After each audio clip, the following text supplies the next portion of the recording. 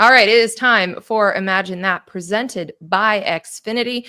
We envision a possibility. We paint a picture, and it may or may not happen, but it is something that is possible. And I want Joshua Perry to go first. Tell us what you paint the picture. What are you envisioning? All right, the number 11 Texas Longhorns run the table in the regular season. So that would Wow. mean that they have wins over Oklahoma when Oklahoma was the number 6 team in the country. They'd have a win over Vanderbilt when they were a top 10 team. They would have a win over Georgia, and they would have a win over Texas A&M.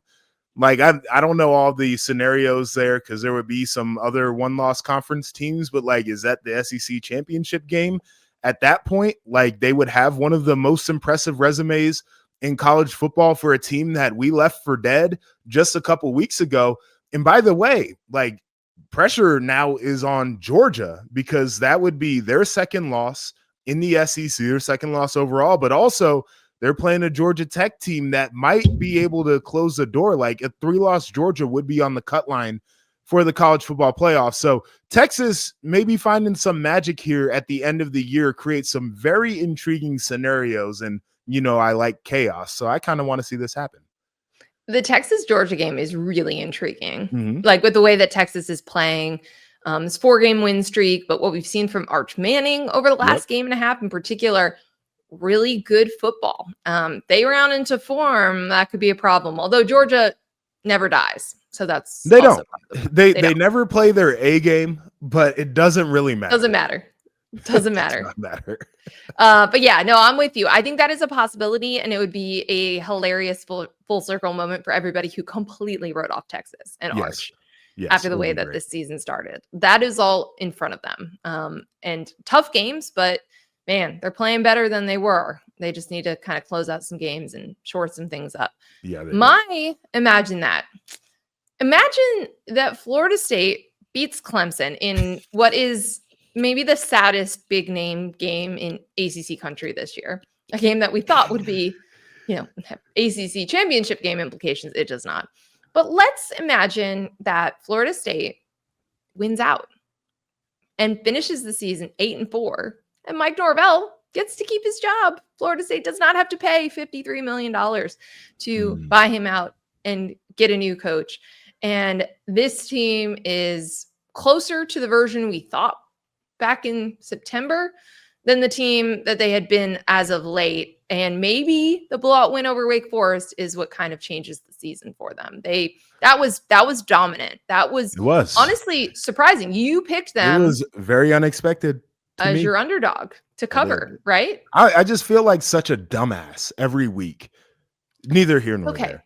But everyone has to make picks. We have to make them. I know. And you have to be wrong at some point. But I agree with you. Like, this is a very unique scenario. And to your point, we kind of did that. Well, like, was that fourth quarter and overtime comeback for Texas against Mississippi State? Like, was that maybe a turning point for them? And you can ask the question, like, okay, Wake Forest is Wake Forest, but like, going out there and dominating the game the way that they did, like, was that a turning point for Florida State to end the year? I think it could be. It could be. And this is a team that had gone over a calendar year without an ACC win. Like, that was a way to do it. So Clemson is reeling. We have seen frustration from Dabo at levels that we've never seen before. It's a strange post game, very emotional. He feels a little more disconnected from Clemson than I have anticipated, and it makes me feel good about our take. Yeah, would he want to leave? Yes, with all the open jobs, do you just go somewhere and start over? Yeah, well, I mean, again, I do think he's also going to want to fix it. Like, if he leaves Clemson, he wants to leave on a high, but he is talking about I'm not fixing anything. I'm getting out. He's been like against his instincts. He's been like operating. He's got to fix a bunch of stuff. He was pretty self-reflective this week. So we'll see, but I think this is a prime opportunity for Florida State. And then if they win out, then I think things are good again for Mike Norvell. I get there's always going to be a faction of the fan base, but 8-4. That's what I was going to ask you. Well, like, if you're a fan, like, don't you just kind of want him to fall on his face? Like, I don't think if they finish 8-4, like, I don't think fans are going to be like, oh man, he's the right guy and everything's going to be fixed for next year. No, but I mean, coming from a 2-win season, you have to look at it from the entirety, and an administration that coming doesn't from a want 13-win season to a 2-win season to, like, come on, like, that's what I'm getting at. Yeah, but coming into the season, I mean, first of all, you probably chalk the Alabama game up to a loss. But then if you go 8-4, you probably feel fine about it.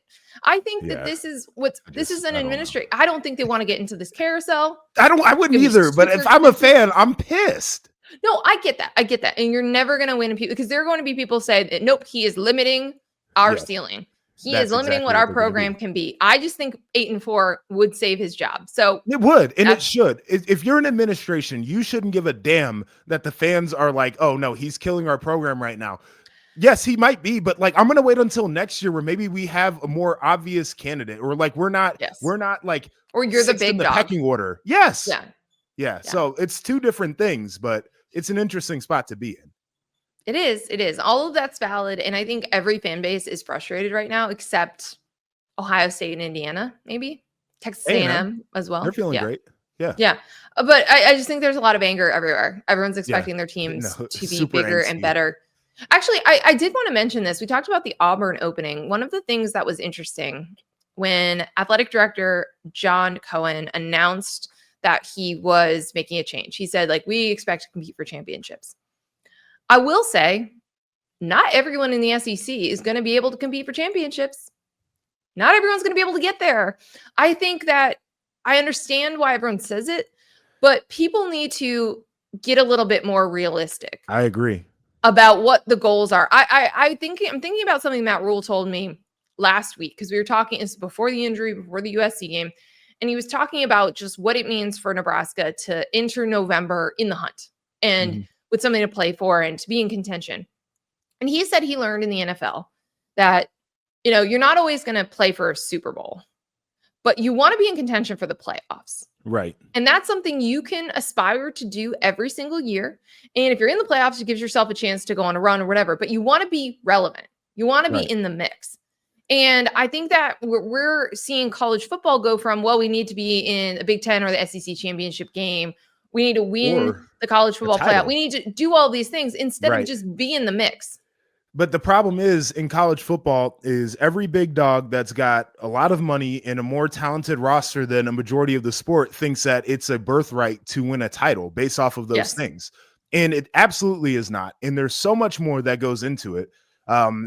Like the best team that I ever played on, we didn't win a title like that. There just things have to happen a certain way. And you get yourself to a very miserable place as a coach and a player when that's all you care about. And as a fan base, you get to be miserable because you never reach what your expectation is.